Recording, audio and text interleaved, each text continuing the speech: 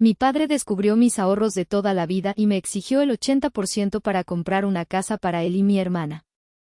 Me negué, compré en secreto la casa donde vivíamos y les entregué un aviso de desalojo. Pero esta historia no empezó con un acto de guerra, sino con un largo y silencioso armisticio que firmé conmigo mismo hace más de una década. Un tratado de paz unilateral donde yo entregaba todo y no recibía nada más que el derecho a respirar el mismo aire viciado que ellos. Hace un mes, mi vida era un ritual de resignación. Eran las 9 de la noche de un martes cualquiera. El aire denso de Ecatepec se colaba por la ventana de mi cuarto, cargado con el olor a fritanga del puesto de la esquina y el ritmo lejano de una cumbia que parecía no tener fin. Yo, Benjamín Ortiz García, a mis 29 años, sentía que ese aire era el mismo que llevaba respirando desde que nací, pesado, predecible, inescapable. Acababa de llegar de la bodega, mi lugar de trabajo. 12 horas de coordinar tráileres, de lidiar con aduanas, de resolver problemas que surgían como incendios forestales. Mi cuerpo era un mapa de nudos y contracturas, y mi mente, una maraña de números y rutas de envío. Pero el verdadero trabajo empezaba al cruzar el umbral de esa casa. La puerta se abrió con un quejido familiar. Lo primero que me golpeó fue el olor. Una mezcla agria de cerveza barata y el humo rancio de los cigarros de mi padre, Rodolfo. Estaba donde siempre, hundido en su trono, un viejo sofá con quemaduras de cigarro y manchas que contaban historias de años de negligencia. Tenía 60 años, pero la inercia le había sumado 20 más. Hasta que llegas, gruñó sin apartar la vista de un partido de fútbol de una liga que a nadie le importaba. La lata de cerveza en su mano sudaba, igual que su frente. ¿Trajiste algo de cenar o esperas que comamos aire? No respondí. Era una pregunta retórica. Mi mirada se desvió hacia la cocina. Los platos del desayuno y la comida seguían en el fregadero, una torre inclinada de cerámica y restos de comida. Al lado, una cacerola con aceite solidificado. Suspiré, el sonido ahogado por el estruendo del televisor. Dejé mi mochila en el suelo y caminé hacia la cocina. El verdadero hombre de la casa, el proveedor invisible, había llegado. Desde el cuarto del fondo, la música a todo volumen era una declaración de principios. Era el santuario de mi hermana Lorena, de 24 años. Su puerta siempre estaba cerrada, pero el reggaetón se filtraba por las grietas, un recordatorio constante de su universo paralelo, uno donde las responsabilidades no existían y las cuentas se pagaban con la misma magia con la que aparecía el dinero en el cajero automático. Mi dinero. Mientras calentaba las tortillas y abría una lata de frijoles, mi mente se desconectó. Era un mecanismo de defensa que había perfeccionado con los años. Me movía en piloto automático, ignorando el desorden, ignorando la voz de mi padre que ahora gritaba un gol inexistente, ignorando la vibración del bajo que hacía temblar los vasos en la alacena. Esta casa no era un hogar. Era una estación de servicio. Yo era el combustible, y ellos eran dos motores que solo sabían consumir. Las paredes, cubiertas con un papel tapiz floral que alguna vez fue amarillo y ahora era de un color indefinido, no guardaban recuerdos felices. Guardaban el eco de las deudas, de las discusiones, de las promesas rotas. Cada mancha de humedad en el techo era un recordatorio de una reparación que nunca se hizo porque el dinero no alcanzaba, aunque nunca faltaba para las cervezas de Rodolfo o para el último modelo de celular de Lorena. Benja, gritó mi padre. Tráeme otra cerveza, ándale, que esta ya se calentó. Cerré los ojos por un segundo. Conté hasta 3. Abrí el refrigerador, tomé una lata helada y se la llevé. La tomó sin mirarme, sin un gracias. Nunca lo había. Yo no era su hijo, era una extensión de su brazo, un sirviente con sueldo. Y lo peor de todo es que, por mucho tiempo, yo mismo me lo creí. Creí que ese era mi destino, el precio a pagar por una promesa que me estaba costando la vida.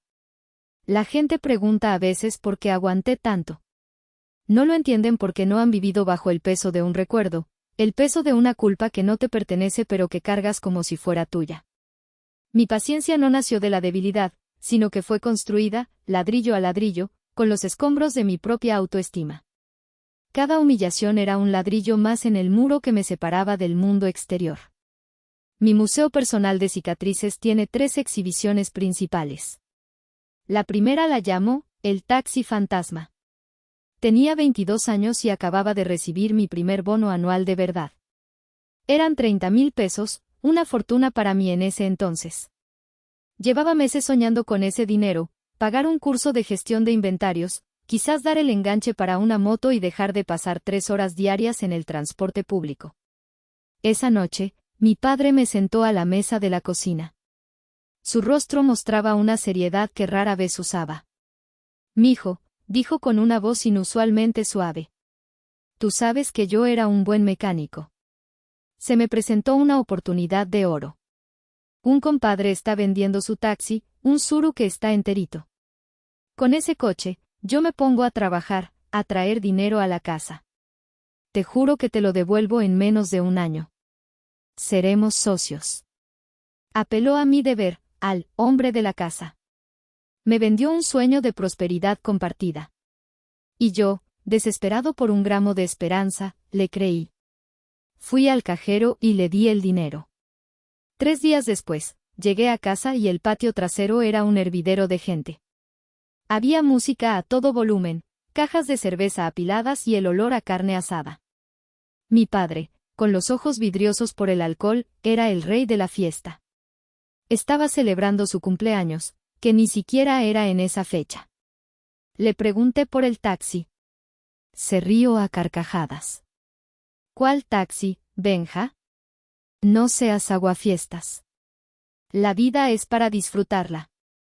Salud por mi hijo, que es un burro para trabajar pero sabe cómo consentir a su padre». El sonido de las risas de sus amigos fue como un golpe en el estómago. Esa noche no dormí. Me quedé mirando el techo, sintiendo el peso de cada uno de esos 30,000 billetes que ya no existían. La segunda exhibición es la carrera de diseño. Lorena acababa de terminar la preparatoria. Un día llegó a casa con un folleto de una escuela de diseño gráfico carísima. «Benja, este es mi sueño», dijo con lágrimas en los ojos. «Siempre he sido súper creativa. Imagíname, diseñando logos para empresas grandes. Ganaríamos un dineral». Mi padre la apoyó incondicionalmente.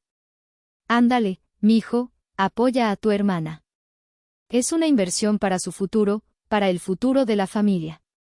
Durante 2 años, pagué colegiaturas, materiales, y hasta una MacBook que costó más que mi sueldo de un mes. Yo comía atún enlatado y viajaba en el último vagón del metro para ahorrar, mientras ella subía fotos a Instagram desde cafeterías de moda, con su computadora de la manzanita bien visible. A los 2 meses del 4º semestre, abandonó la escuela. «Es que los maestros me tienen mala fe», fue su única explicación. La MacBook ahora solo la usaba para ver series en Netflix. Cuando le sugerí que la vendiera para recuperar algo del dinero, me miró como si le hubiera propuesto cortarse un brazo. «¿Estás loco? Es mi herramienta de trabajo para cuando me llegue la inspiración». La inspiración nunca llegó. La última pieza de mi colección es más sutil, pero quizás la más dolorosa. Es una frase. Durante una carne asada familiar, mi tío Damián, el único que parecía verme de verdad, me felicitó por mi último ascenso.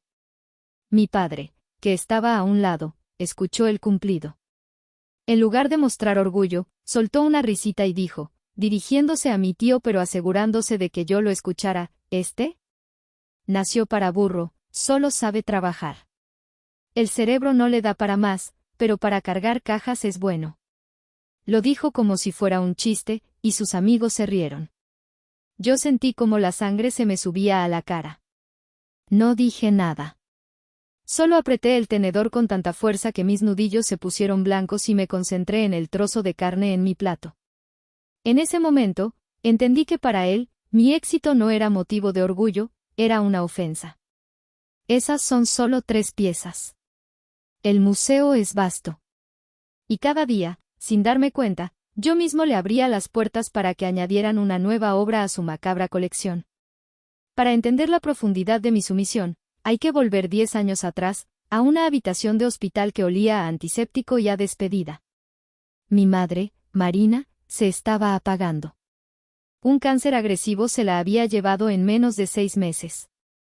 Yo tenía 19 años, y el mundo que conocía se estaba desmoronando. Ella había sido el sol de nuestra pequeña galaxia. Su risa, su calidez, la forma en que lograba estirar el poco dinero que había para que nunca nos faltara un plato de comida caliente. Cuando ella enfermó, la luz comenzó a extinguirse. Mi padre se hundió en una mezcla de autocompasión y alcohol, y Lorena, demasiado joven, se refugió en su propio mundo. Fui yo quien asumió la carga. Dejé la idea de la universidad. Conseguí el trabajo en la bodega y empecé a hacer turnos dobles. Cada peso que ganaba iba a parar a las medicinas, a los tratamientos que solo parecían prolongar su sufrimiento. Llegaba al hospital por las noches, agotado, y me sentaba a su lado, sosteniendo su mano, que cada día se sentía más frágil, más fría. La última noche, la habitación estaba en silencio, roto solo por el pitido monótono de las máquinas. Mi padre y Lorena habían ido a casa, a descansar. Estábamos solos ella, yo y mi tío Damián, su hermano menor, que había estado ahí, firme como una roca, durante todo el proceso. Mi madre abrió los ojos. Me buscó con la mirada. Sus labios apenas se movieron. Benja, susurró, su voz era un hilo frágil. Me incliné hacia ella. Aquí estoy, mamá. No te canses. Una lágrima rodó por su sien. Tu padre, no es un mal hombre, solo, está perdido. Y tu hermana es muy joven, no entiende. Hizo una pausa para tomar aire, un esfuerzo que pareció costarle todo. Tú eres fuerte. Siempre lo has sido. Eres mi único hombrecito, Benja. Sentí un nudo en la garganta. Apreté su mano. Prométemelo, suplicó, y sus ojos, hundidos y febriles, se clavaron en los míos con una intensidad que me heló el alma. Prométeme que cuidarás de ellos. Que nunca los dejarás solos. Son tu familia. Prométemelo, por favor. ¿Qué podía hacer? Era mi madre. Era su último deseo. Vi el miedo en sus ojos, el terror de dejar a su familia desprotegida. Y en ese momento, mi propio futuro, mis sueños, mis anhelos, se volvieron insignificantes. Solo importaba darle paz en sus últimos momentos. Te lo prometo, mamá, dije, y mi voz se quebró. Te juro que los cuidaré. Nunca los dejaré solos. Una sonrisa diminuta, casi imperceptible, se dibujó en sus labios. Cerró los ojos. Unos minutos después, el pitido de la máquina se convirtió en una línea continua y ensordecedora. Mi tío Damián puso una mano en mi hombro. Su agarre era firme. Benjamín, dijo con la voz ronca. Le diste paz. Pero esa es una carga muy pesada para un muchacho. Yo no le respondí. Solo me quedé mirando la mano de mi madre, ahora inerte en la mía. No era una carga. Era una promesa. Y para mí, en ese momento, se convirtió en una ley sagrada, una condena autoimpuesta que cargaría sin cuestionar durante la siguiente década. Esa noche, el Benjamín que soñaba con un futuro propio murió en esa habitación de hospital, y nació el burro de carga que su familia necesitaba. Mientras mi vida familiar era un ejercicio de supervivencia en el caos, mi vida profesional se convirtió en mi santuario. La bodega, con su ruido de montacargas y el olor a cartón y plástico, era un lugar de orden y lógica. Aquí, el esfuerzo se recompensaba. La inteligencia se valoraba. Y yo era bueno, endemoniadamente bueno. Mi escape nocturno eran los videojuegos de estrategia. En la pequeña pantalla de mi laptop, yo era un general, un constructor de imperios. Movía recursos, planificaba ataques, predecía los movimientos del enemigo. Era un mundo donde el control era absoluto y el resultado dependía únicamente de mi habilidad. Mi padre se burlaba, ¿ya vas a jugar a tus marcianitos? A ver cuándo maduras. No entendía que en esos marcianitos yo estaba forjando las armas que un día me darían la libertad. Esa misma mente estratégica la apliqué al trabajo. Vi ineficiencias donde otros veían rutina. optimicé rutas de carga, rediseñé el sistema de inventarios, automaticé procesos que ahorraron a la empresa millones. Los ascensos llegaron, uno tras otro. De cargar cajas pasé a supervisor, de ahí a la oficina, a coordinador de logística y, finalmente, a gerente regional de operaciones. Mi sueldo se multiplicó por 10. Pero en casa, nadie lo supo. Mi primer gran ascenso vino con un aumento considerable. Esa quincena, mientras miraba el depósito en mi cuenta, sentí un escalofrío. Sabía que si mi padre veía esa cifra, sería como echarle sangre a un tiburón. Fue entonces cuando tomé la decisión más importante de mi vida. Fui a un banco diferente, en otra zona de la ciudad, y abrí una segunda cuenta. Una cuenta de inversión. Una cuenta secreta. Establecí una transferencia automática. Cada quincena, el segundo que mi sueldo tocaba mi cuenta principal, el 70% se movía instantáneamente a mi cuenta secreta. A mi familia le seguía dando la misma cantidad de siempre, una suma generosa que cubría la renta, los servicios, la comida y sus caprichos, justificándola con horas extras y pequeños bonos. Ellos creían que yo seguía siendo un supervisor de nivel medio. Ver crecer esa cuenta se convirtió en mi verdadera adicción. Era mi marcador de progreso, mi prueba tangible de que mi vida no era solo un sacrificio sin fin.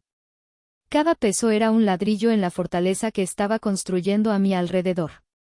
Era mi plan de escape, aunque en ese momento ni siquiera me atrevía a llamarlo así. Era mí, por si acaso.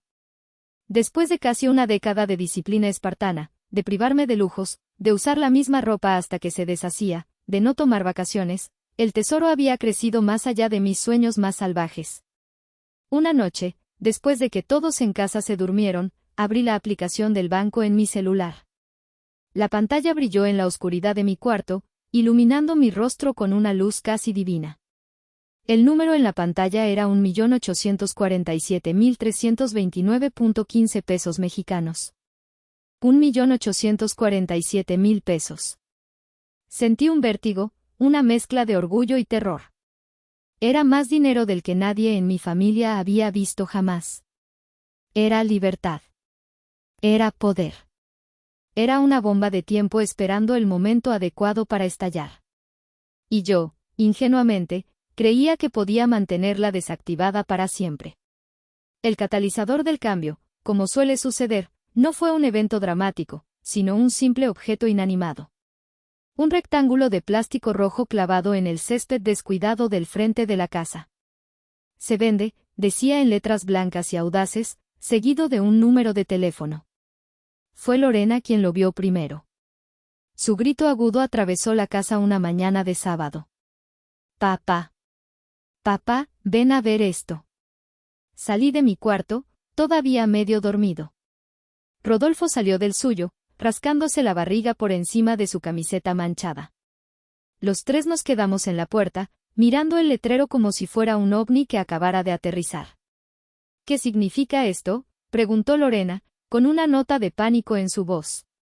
Significa que el viejo panzón del dueño por fin se decidió a vender, masculló mi padre, escupiendo en una maceta seca. La calma en su voz era una fachada. Pude ver la tensión en sus hombros. Una semana después, llegó la carta oficial. Don Carlos, el dueño, nos informaba cortésmente que la casa estaba en el mercado y que, una vez vendida, tendríamos 3 meses para desocupar. El pánico se instaló en la casa como una plaga. De repente, la realidad, esa extraña que siempre lograban mantener a raya, llamó a la puerta. ¿Y ahora qué vamos a hacer?, se quejaba Lorena cada 5 minutos. ¿A dónde vamos a ir? Toda mi ropa no va a caber en un departamentucho. Mi padre manejaba el estrés a su manera, bebiendo más. Por las noches, lo escuchaba despotricar solo en la sala. Años pagándole la renta puntualmente, bueno, casi puntualmente, y así nos paga. ¿Echándonos a la calle como a perros? Era asombroso como en su narrativa, nosotros, pagábamos la renta, cuando era yo quien hacía la transferencia cada mes, a veces cubriendo los retrasos con mi propio dinero para evitar problemas. Durante días, el tema fue el único en la casa. Se barajaron opciones, todas absurdas. Lorena sugirió que nos mudáramos a la Condesa, a un lugar más céntrico y con más onda. Mi padre habló de pedir un crédito al gobierno, una idea que se desvaneció tan pronto como recordó que no tenía cómo comprobar ingresos. Y en todas sus conversaciones, en todas sus quejas y planes delirantes, había un elemento común: sus ojos siempre terminaban posándose en mí. Yo no participaba en sus debates. Me limitaba a escuchar, a observar. Yo era el plan de contingencia, la red de seguridad, el cajero automático que tendría que dispensar una solución. Benja tiene que hacer algo, le dijo Lorena a mi padre una noche, lo suficientemente alto para que yo la escuchara desde mi cuarto. Para eso gana también. Tendrá que conseguirnos un lugar mejor, es su obligación. Sentí un hielo recorrer mi espalda. No era solo la expectativa, era la certeza en su voz. La arrogancia de dar por sentado mi sacrificio. En ese momento, no lo sabía, pero el letrero de "se vende" no era una amenaza para mi familia. Era una oportunidad. Una oportunidad para mí. El universo me estaba dando una palanca, y yo estaba a punto de descubrir que tenía la fuerza para usarla. La curiosidad no mató al gato. En mi historia, la curiosidad de mi hermana mató al parásito. Fue un jueves por la tarde. El trabajo había sido un infierno. Un contenedor con mercancía perecedera se había quedado atascado en la aduana por un error de papeleo. Pasé 8 horas al teléfono, negociando, presionando, moviendo hilos invisibles para evitar que la empresa perdiera cientos de miles de pesos. Llegué a casa con la cabeza a punto de estallar. Necesitaba calcular. La noticia de la venta de la casa había activado una parte de mi cerebro que solía reservar para mis juegos de estrategia. ¿Qué opciones tenía? ¿Comprar un departamento para mí? ¿Seguir rentando en otro lado? ¿Y qué haría con ellos? La promesa a mi madre resonaba en mis oídos, una cadena oxidada pero aún fuerte. Entré en mi cuarto, cerré la puerta y encendí mi vieja laptop. Abrí el portal de mi cuenta de inversión. Necesitaba ver el número, mi número. Necesitaba anclarme a la única cosa real y sólida que había construido en mi vida. Allí estaba, 1.8 millones de pesos. Miré la cifra, desglosando mentalmente las posibilidades, los porcentajes, los riesgos. Estaba tan absorto que no escuché mi celular sonar la primera vez. La segunda vez, el tono de llamada me sacó de mi trance. Era mi jefe. Benjamín, lamento molestarte a esta hora, pero el agente aduanal necesita que apruebes un correo urgentemente. Es el último paso. Voy, respondí, mi mente cambiando de modo personal a profesional en un instante. Me levanté de la silla, me puse los zapatos y salí de la habitación a toda prisa. En mi apuro, en mi fatiga mental, cometí el error más grande y, a la vez, más afortunado de mi vida. Dejé la laptop abierta sobre el escritorio, con la pantalla iluminada mostrando el saldo de mi cuenta de inversión. No sé cuánto tiempo estuve fuera. Quizás 1 hora. Cuando regresé, la casa estaba en silencio. Entré en mi cuarto y todo parecía normal. La laptop seguía ahí, pero la pantalla se había oscurecido para ahorrar energía. No le di importancia. Me quité la ropa de trabajo, me puse algo cómodo y me dejé caer en la cama, cayendo en un sueño pesado y sin sueños. Lo que no sabía es que, en mi ausencia, la serpiente había entrado al paraíso. Lorena, con su eterno pretexto de buscar un cargador que sí funcione, había entrado en mi cuarto. Su intención, como siempre, era probablemente hurgar en mis cajones en busca de algunos billetes sueltos que pudiera tomar prestados. Pero esa noche, encontró algo mucho mejor. Imagino la escena, ella entrando de puntillas, sus ojos escaneando la habitación. Y entonces, la luz de la pantalla de la laptop, aún encendida. Se habría acercado, movido el mouse por pura curiosidad. Y la pantalla se habría iluminado de nuevo, revelando el número. 1.847.329.15 pesos mexicanos. Puedo visualizar su rostro a la perfección. Primero, la confusión. ¿Qué era ese número? Luego, El reconocimiento del símbolo de pesos. La cuenta se llama Inversiones B. Ortiz. El SOC. Sus ojos abriéndose como platos. La respiración contenida. Y finalmente, una sonrisa lenta, depredadora, la sonrisa de alguien que acaba de encontrar el mapa del tesoro. No me dijo nada esa noche.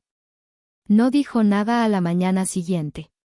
Actuó con una normalidad escalofriante. Pero algo en su mirada había cambiado. Cuando me miraba, ya no veía a su hermano, el burro de carga. Veía un premio gordo, una mina de oro. Y estaba afilando el pico y la pala, lista para empezar a excavar. El error fatal no había sido mío. Había sido de ella, al pensar que yo era el mismo tonto de siempre. La bomba no estalló de inmediato. Esperaron 2 días. 2 días en los que Lorena me trataba con una amabilidad empalagosa y mi padre me miraba con una nueva y extraña intensidad, como un geólogo estudiando una roca prometedora. Estaban planeando su estrategia, afinando su ataque. El sábado por la noche, me emboscaron. Yo estaba en la cocina, preparándome un sándwich, lo único para lo que tenía energía. Benjamín, dijo mi padre, entrando en la cocina. Su voz tenía un tono grave, el que usaba para las conversaciones importantes. Lorena apareció detrás de él, cruzada de brazos, con una expresión de suficiencia en el rostro. Necesitamos tener una junta familiar. Mi estómago se encogió. Estoy cenando, respondí, sin darme la vuelta. Cenarás después, dijo, y su tono no admitía réplica. Vamos a la sala. Suspiré y los seguí. Me senté en una silla de madera, la más incómoda, dejando el trono del sofá para el rey y la princesa. Mi padre se aclaró la garganta, se reclinó y me miró fijamente. Tu hermana me contó de tú, guardadito, comenzó, saboreando la palabra. Ese dinero que tienes en el banco. Sentí un golpe de hielo en el pecho. Miré a Lorena.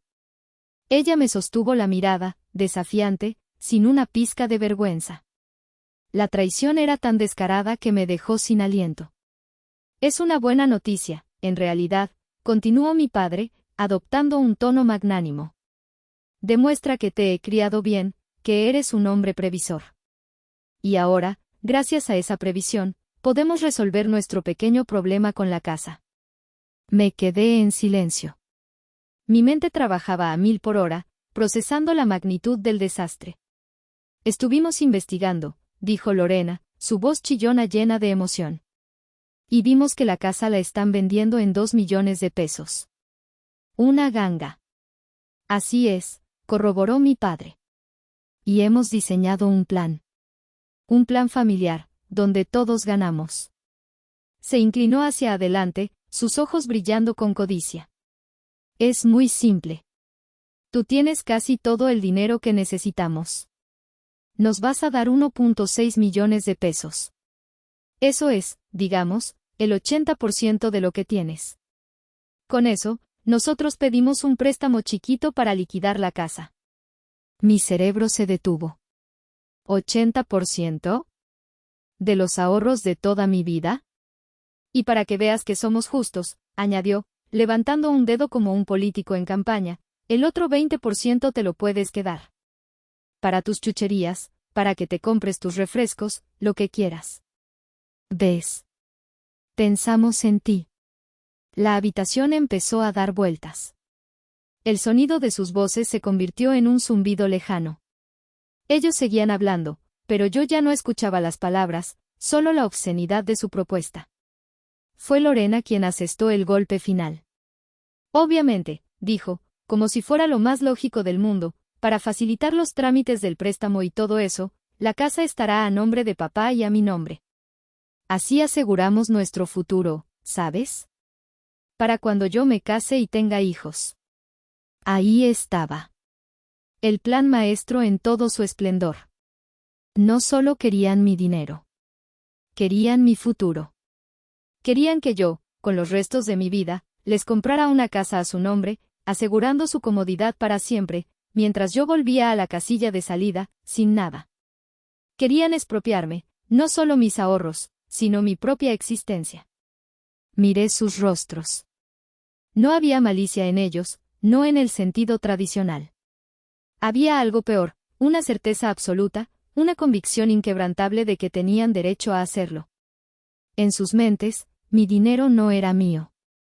Era un recurso familiar que, por un descuido, había estado bajo mi administración, y ahora era el momento de que volviera a sus legítimos dueños.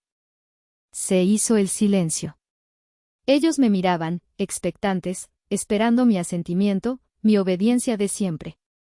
Esperaban que el burro de carga dijera, sí, y se arrodillara para que pudieran ponerle una nueva y más pesada carga encima. Y entonces, sucedió algo inesperado. Una burbuja de aire subió desde lo más profundo de mi pecho. Empezó como una risita ahogada, un espasmo. Mi padre y Lorena me miraron, confundidos. ¿De qué te ríes?, preguntó mi padre, frunciendo el ceño. La burbuja estalló. Y me eché a reír. No fue una risa alegre. Fue una carcajada volcánica, sísmica, arrancada desde las entrañas de una década de humillación. Me reí del absurdo de su petición. Me reí de su arrogancia. Me reí de su ceguera. Pero, sobre todo, me reí de mí mismo. Del idiota que había sido durante tantos años. Me reí tan fuerte que las lágrimas empezaron a brotar de mis ojos, lágrimas de una amargura que por fin encontraba una salida. ¿Te has vuelto loco?, gritó Lorena, genuinamente asustada. No, logré decir entre carcajadas, secándome una lágrima con el dorso de la mano. Al contrario. Creo que por primera vez en mi vida, estoy completamente cuerdo. Me puse de pie. La risa se calmó, dejando en su lugar una calma helada, una claridad que nunca antes había sentido. Los miré a los dos, y por primera vez, no vi a mi padre y a mi hermana. Vi a dos extraños, a dos depredadores que me habían estado desangrando lentamente. La respuesta es no, dije, y mi voz sonó extraña en mis propios oídos, firme, sin el temblor de la duda. La cara de mi padre se transformó. La arrogancia dio paso a la incredulidad, y luego a una furia de color púrpura. «¿Cómo que no?», rugió, poniéndose de pie de un salto. «No te estoy preguntando, te estoy diciendo lo que vas a hacer. Soy tu padre y tienes una obligación». «Mi única obligación», respondí, mirándolo directamente a los ojos, «era con mi madre. Y ella ya no está aquí. Mi obligación contigo terminó el día que usaste el dinero para mi futuro en comprar cervezas para tus amigos». Me giré hacia Lorena. «Y mi obligación contigo terminó el día que dejaste la escuela que yo pagué para ver series en una computadora que yo también pagué». Sus rostros eran un poema. Estaban tan acostumbrados a mi sumisión que mi rebelión era como si el perro de la casa de repente se hubiera puesto a recitar a Shakespeare. «No me hables así, mocoso insolente», siseó mi padre, avanzando hacia mí. Levanté una mano. «Ni se te ocurra», dije con una voz tan fría que hasta yo me sorprendí. Se acabó. Todo esto, se acabó. Di media vuelta y caminé hacia mi cuarto. Escuchaba sus gritos a mi espalda, una mezcla de amenazas y súplicas confusas. Entré, cerré la puerta y le puse el seguro. Abrí mi vieja maleta y empecé a meter mis cosas. Ropa, documentos, mi laptop, el cargador. Solo lo esencial. Lo que era mío de verdad. Los golpes en la puerta comenzaron. «Abre la puerta, Benjamín. No puedes hacernos esto». Metí todo en la maleta, la cerré y caminé hacia la puerta. La abrí de golpe. Mi padre casi se cae hacia adelante. Me miró, con los ojos desorbitados. «¿A dónde crees que vas?», dijo, intentando bloquearme el paso. «Lejos de aquí», respondí. Lo empujé a un lado. No con violencia, sino con el peso de una decisión irrevocable. Salí de la casa, la misma que había sostenido durante años, sin mirar atrás. Mientras caminaba por la calle oscura, con el sonido de sus gritos desvaneciéndose a mis espaldas, no sentí tristeza. No sentí miedo. Sentí una ligereza que me mareaba. Sentí como si me hubieran quitado una montaña de encima. Esa noche hice 2 llamadas desde la habitación de un hotel barato. La primera, a mi tío Damián, para contarle todo. La segunda, a la agente inmobiliaria cuyo número estaba en el letrero de «Se vende». Mi mente estratégica, por fin, estaba jugando para su propio equipo. El juego había comenzado. Los días que siguieron fueron un borrón de actividad enfocada, una guerra librada en silencio desde el cuarto de huéspedes de la casa de mi tío Damián. Su hogar, pequeño y ordenado, se convirtió en mi cuartel general. El olor a café recién hecho y a diésel de su camión reemplazó al de la cerveza rancia. Fue un bálsamo para mi alma herida. Mi celular era un campo de batalla. Recibía docenas de llamadas y mensajes al día. Primero fueron de mi padre, llenos de insultos y amenazas. «Vuelve aquí, malagradecido. Te voy a quitar hasta el apellido». Cuando vio que eso no funcionaba, el tono cambió a una manipulación lastimera. «Mijo, recapacita. Somos tu familia. Nos vas a dejar en la calle por un capricho». Luego vinieron los de Lorena. Mensajes de audio con sollozos actuados. «¿Cómo puedes ser tan cruel, Benja? Yo te quiero mucho. Siempre te he admirado. Vuelve, por favor, te necesitamos». Y entre los sollozos, las exigencias. «¿Y quién va a pagar el internet? Se vence mañana». Finalmente, entró en acción la artillería pesada, mi tía Silvia, la hermana de mi padre. Ella era la portavoz oficial de la versión de la historia de Rodolfo. «Sobrino, qué decepción», me dijo por teléfono. «Tu padre está destrozado. Dice que te lavaron el cerebro. Abandonar a la familia es el peor pecado que un hombre puede cometer». Ignoré todo. Puse el teléfono en modo silencioso y solo respondía a las llamadas de mi tío y de mi jefe. Mi energía estaba concentrada en un solo objetivo. Como en mis juegos, estaba moviendo mis piezas en el tablero mientras mi oponente hacía mucho ruido pero no lograba nada. Mi primera reunión fue con el licenciado Soto, un abogado que mi tío me recomendó. Era un hombre mayor, de traje impecable y una calma que inspiraba confianza. Le conté toda la historia, sin omitir un solo detalle humillante. Él escuchó pacientemente, asintiendo de vez en cuando. Cuando terminé, se ajustó las gafas. «Señor Ortiz», dijo con voz mesurada. «Legalmente, usted no tiene ninguna obligación con ellos. Moralmente, eso lo decide usted. Ahora, hablemos de la casa. ¿Cuál es su plan?» «Quiero comprarla», respondí sin dudar. El licenciado levantó una ceja. «Interesante. ¿Tiene los fondos?» Le mostré el estado de mi cuenta en el celular. Él lo miró, y una pequeña sonrisa se dibujó en su rostro. «Entiendo. Esto no es solo una transacción inmobiliaria, ¿verdad? Es una declaración. Es una liberación», corregí. Al día siguiente, me reuní con la señora Campos, la agente inmobiliaria. Era una mujer enérgica y eficiente. Le expliqué mi situación, omitiendo los detalles familiares y enfocándome en el negocio. Quería hacer una oferta. La casa está valuada en 2 millones, pero el dueño quiere una venta rápida, me explicó. Aceptaría una oferta un poco menor si es de contado. Le ofrezco 1.9 millones, dije, mi voz sonando más segura de lo que me sentía. En efectivo. Transferencia bancaria. Mañana mismo. La señora Campos parpadeó, sorprendida. Una oferta así era el sueño de cualquier vendedor y agente. «Señor Ortiz, creo que tenemos un trato». Los días siguientes fueron un torbellino de papeleo, visitas al notario y transferencias electrónicas. El licenciado Soto se encargó de que cada documento fuera impecable, cada cláusula, a prueba de balas. Mientras mi familia creía que yo estaba escondido en algún rincón, lamiéndome las heridas, yo estaba firmando las escrituras que me convertían en el dueño de su mundo. Una tarde, mientras revisaba los últimos documentos con mi abogado, me preguntó, ¿estás seguro de esto, Benjamín? Una vez que ponga esto en marcha, No hay vuelta atrás. Miré el papel en mi mano. Llevaba mi nombre. Era la primera cosa verdaderamente grande que poseía.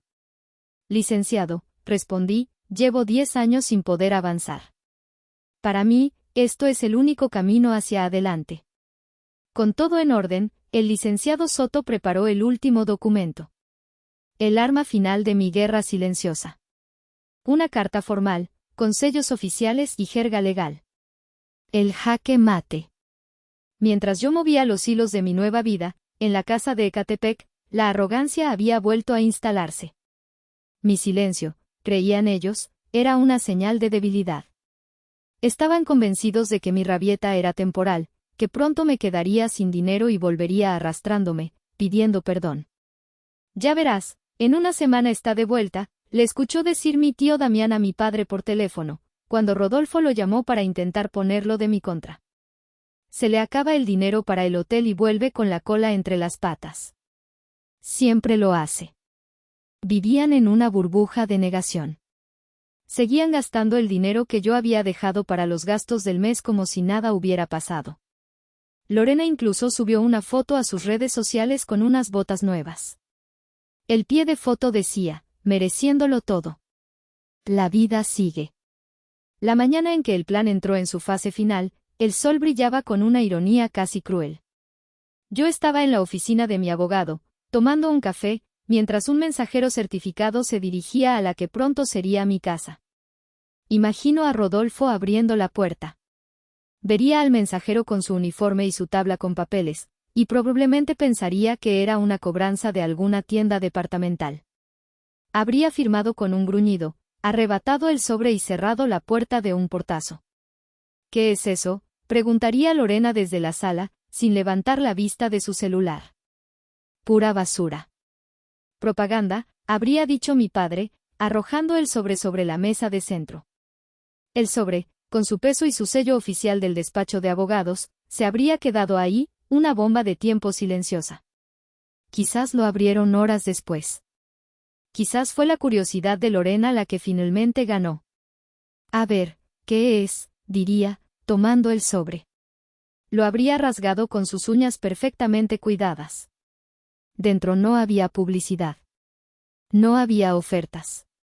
Había varias hojas de papel grueso, con un lenguaje que apenas entendían pero cuyo tono era inconfundible, frío, oficial, implacable. Seguramente leyeron las primeras líneas y se miraron con confusión. Por medio de la presente, se notifica formalmente al C. Rodolfo Ortiz y a la C. Lorena Ortiz, actuales ocupantes del inmueble ubicado en, palabras como, contrato de arrendamiento vencido, traspaso de propiedad, propietario legal. Su confusión se habría convertido en una mueca de desdén. Este abogado está loco. ¿Nuevo propietario? Si la casa todavía no se vende, habría dicho mi padre, riéndose. Pero la risa se le habría congelado en la garganta al leer el siguiente párrafo. Un párrafo que detallaba la transacción, la fecha de la firma ante notario público, el número de escritura. La venta ya se había realizado. Y entonces, habrían buscado frenéticamente en el documento el dato clave, la pieza del rompecabezas que no encajaba, el nombre que explicaría esa locura. Lo habrían buscado con la certeza de que era un error, un malentendido. Pero no era un error. En la tercera página, en una cláusula destacada en negrita, estaba la información que haría que su mundo se viniera abajo. Estaba escrito con una claridad brutal, una caligrafía legal que no dejaba lugar a interpretaciones. Era el jaque mate que yo había planeado en silencio, la jugada final de mi partida de estrategia. El silencio en esa sala debió ser más ruidoso que cualquier grito. Un silencio denso, pesado, cargado de la electricidad de la incredulidad. Me los imagino releyendo la línea una y otra vez, sus cerebros negándose a procesar la información. Lorena, con la boca abierta, el papel temblando en su mano. Rodolfo, arrancándole los documentos, sus ojos recorriendo el texto, su rostro pasando del desconcierto al rojo violáceo de la furia pura. No. No puede ser, habría susurrado mi padre. Es un error. Este cabrón nos está engañando. Pero el sello del notario, el lenguaje legal, todo gritaba autenticidad. No era un engaño. Era un golpe de estado. El siervo se había convertido en rey, y ellos eran ahora simples ocupantes ilegales en su recién adquirido reino. La primera llamada entró a mi celular 5 minutos después. Estaba esperando. Tenía al licenciado Soto a mi lado, en su oficina. Puse la llamada en altavoz. Benjamín. El grito de mi padre fue tan fuerte que distorsionó el altavoz. ¿Qué mierda significa esto? ¿Qué clase de broma estúpida es esta? Respiré hondo, anclándome en la calma de la oficina, en la presencia tranquilizadora de mi abogado. No es ninguna broma, papá, respondí, mi voz sonando uniforme, casi robótica. El documento se explica solo. ¿Me estás diciendo que tú compraste la casa? Su voz era una mezcla de rabia y pánico. Así es. La semana pasada. La transacción es completamente legal. ¿Con qué dinero? Aulló. Con mi dinero. Con el 80% que querías que te diera, y con el 20% que tan generosamente me permitías conservar. Hubo un jadeo al otro lado de la línea. Lorena le había quitado el teléfono. Benja. No puedes hacernos esto, gimió, su voz cargada de un pánico muy real. Esta es nuestra casa. Hemos vivido aquí toda la vida. Era la casa que yo pagaba, la corregí, con la misma frialdad. Y ahora es mi casa. Legalmente. Tienen 30 días para desocupar, como lo estipula la ley y se detalla en el documento que recibieron. Pero ¿a dónde vamos a ir? Sollozó. No tenemos dinero. No puedes echarnos a la calle. Somos tu familia. Una familia no le hace a uno de sus miembros lo que ustedes me hicieron a mí, dije. Se acabaron los favores, Lorena. Se acabó el cajero automático. Es hora de que aprendan a pagar sus propias cuentas. Colgué. El licenciado Soto asintió lentamente. Bien hecho, joven. Firme y al punto. Pero no había terminado. El teléfono volvió a sonar. Era Lorena de nuevo. Contesté, esperando otra ronda de súplicas. Me equivoqué. La caja de mamá, gritó, su voz histérica, desprovista de cualquier lágrima falsa. Ya no era la víctima, era una fiera acorralada. En el fondo de tu closet, Benjamín, hay una caja de zapatos vieja. Ahí dentro están las joyas de mi mamá. Papá dice que ella se las dejó a él para dármelas a mí cuando me casara. Me quedé helado. La caja. Recordaba vagamente una caja vieja que mi madre guardaba, llena de recuerdos. Nunca pensé que hubiera algo de valor ahí. Son mías, continuó gritando. No tienes derecho a quedártelas. Tienes que dejarnos entrar a sacarla ahora mismo. No me importa la casa, quiero mis joyas. Y ahí estaba. El segundo golpe, la revelación final. Incluso en la ruina, enfrentando la posibilidad de quedarse sin techo, su primer instinto no fue la supervivencia, ni el arrepentimiento. Fue la avaricia. El último intento de saquear el barco que se hundía. La última pizca de duda, el último residuo de culpa que pudiera haber sentido, se evaporó en ese instante. Se hizo cenizas. No sé de qué me hablas, Lorena, mentí con una frialdad que me asustó a mí mismo. Tienen 30 días para sacar todas sus pertenencias. Después de eso, lo que quede dentro se considerará basura y será desechado. Habla con mi abogado. Colgué de nuevo. Miré al licenciado Soto. Él había escuchado todo. Increíble, murmuró, negando con la cabeza. Simplemente increíble. Sí. Increíble. Esa era la palabra. La increíble, inagotable y descarada naturaleza del parásito. Y yo, por fin, había encontrado el antídoto. Los 30 días que siguieron fueron un espectáculo patético de desesperación y negación. Intentaron de todo. Primero, trataron de intimidarme. Mi padre me dejó una serie de mensajes de voz, cada uno más violento que el anterior, amenazando con romperme las piernas si no entraba en razón. Los guardé todos, por recomendación de mi abogado. Cuando las amenazas no funcionaron, pasaron a la fase de la víctima. Pusieron en marcha a la tía Silvia. Me llamó un domingo por la mañana. Benjamín, soy tu tía, comenzó con una voz melosa que me revolvió el estómago. Estoy muy preocupada. Tu padre no come, no duerme. Lorena llora todo el día. ¿Cómo puedes tener el corazón tan duro? La sangre llama, mijo. La familia es lo primero. Tía, la interrumpí, mi voz tranquila. Agradezco tu preocupación, pero esta es una decisión tomada y es un asunto legal. Y te recuerdo que la sangre también llamaba cuando yo trabajaba turnos dobles para pagar los vicios de papá, y nadie parecía preocuparse mucho por mí entonces. Se hizo un silencio incómodo. Con todo respeto, te pido que no te metas en esto. Colgué antes de que pudiera responder. Su siguiente movimiento fue intentar una ofensiva legal. Mi padre, en un alarde de ignorancia, fue a la policía a denunciarme por fraude y robo. Los oficiales, después de ver la escritura de la propiedad y la notificación de desalojo notariada, le explicaron pacientemente que era un asunto civil y que, de hecho, si no se iba en la fecha estipulada, el que estaría cometiendo un delito sería él. Ver cómo se estrellaban una y otra vez contra el muro de la legalidad que yo había construido meticulosamente me producía una extraña satisfacción. Era como ver a un par de matones de patio de colegio intentando golpear a alguien que de repente se había puesto una armadura de acero. Sus golpes eran inútiles, sus gritos, patéticos. Los últimos días, el tono cambió a la súplica más abyecta. Lorena me enviaba fotos de cajas de cartón, con emojis llorando. Mira, Benja, estamos empacando. ¿De verdad nos vas a hacer esto? Mi padre me dejó un último mensaje, su voz ronca por el alcohol y la derrota.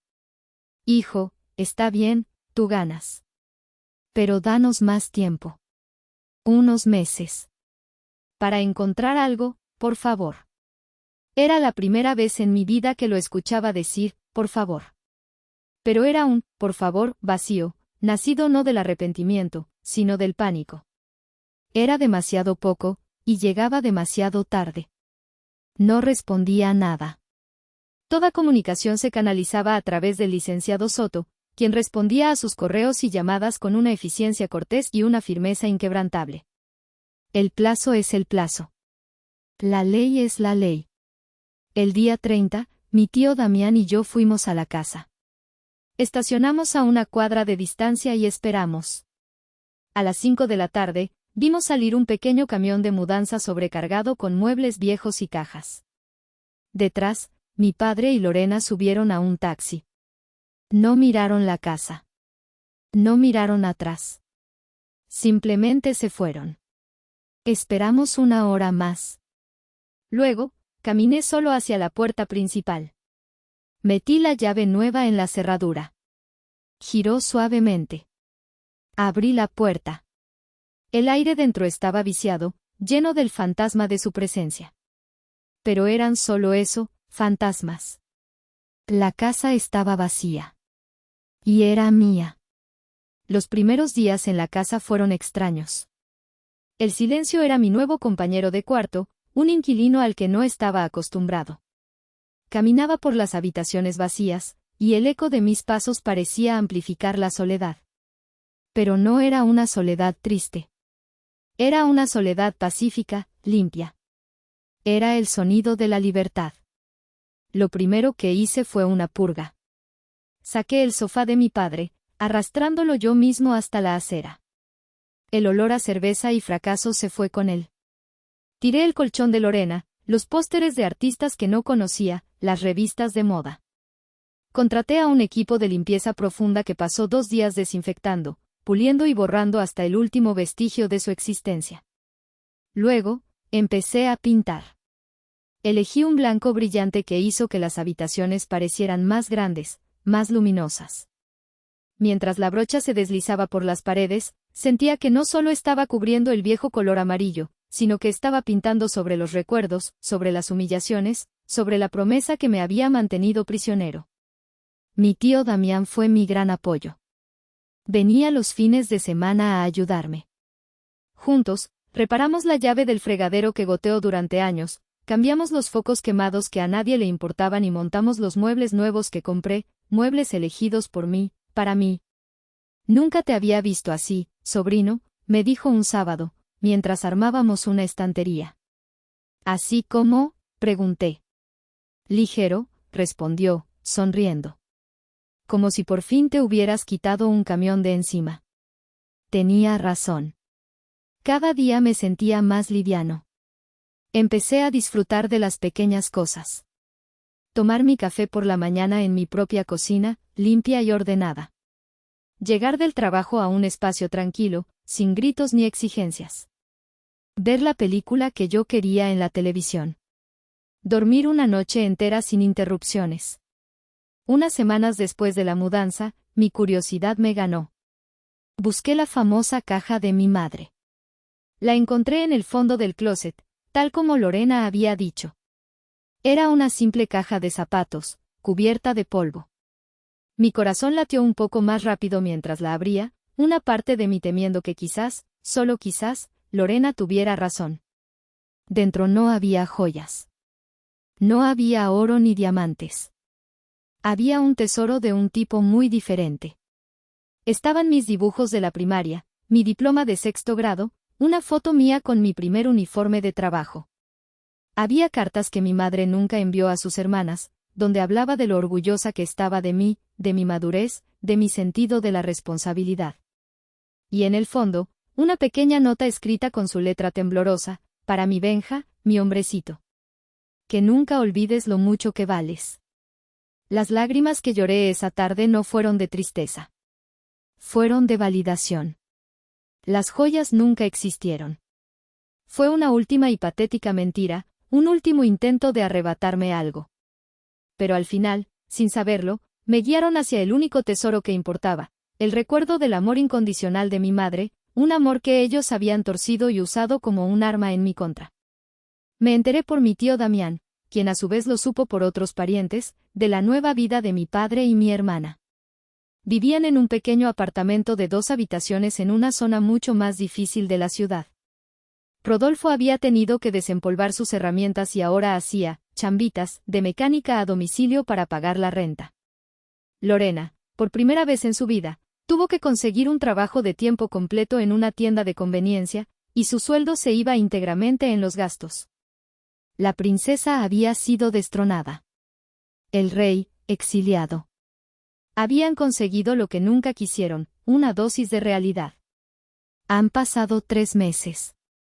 Mi casa ya no se siente vacía, se siente como un hogar. El cuarto de Lorena es ahora mi oficina, donde por las noches juego mis partidas de estrategia, ya no como un escape, sino como un pasatiempo. El viejo patio trasero ahora tiene macetas con chiles y tomates que yo mismo planté. Mi vida es mía. El silencio ya no es soledad, es paz. Estoy en el balcón que construí en el patio, disfrutando del aire fresco de la tarde, cuando mi celular vibra. Es un mensaje de un número desconocido. Lo abro. Benja, perdón. ¿Podemos hablar? Es Lorena. Miro el mensaje, las 3 palabras que tardaron una vida en llegar. Detrás de ellas, veo un abismo de posibles complicaciones, de nuevas manipulaciones, de viejas heridas. Miro hacia mi casa, mi santuario. Miro mi vida, tranquila y ordenada. He ganado la guerra, he conquistado mi territorio y he encontrado la paz. Reconstruí mi vida sobre las ruinas de lo que llamaba familia. Me siento libre, en paz. Pero la pregunta sigue ahí, en un rincón de mi mente, un pequeño eco en la inmensidad de mi nueva libertad. Hice lo correcto, de eso estoy seguro. Pero, ¿debería contestar ese mensaje?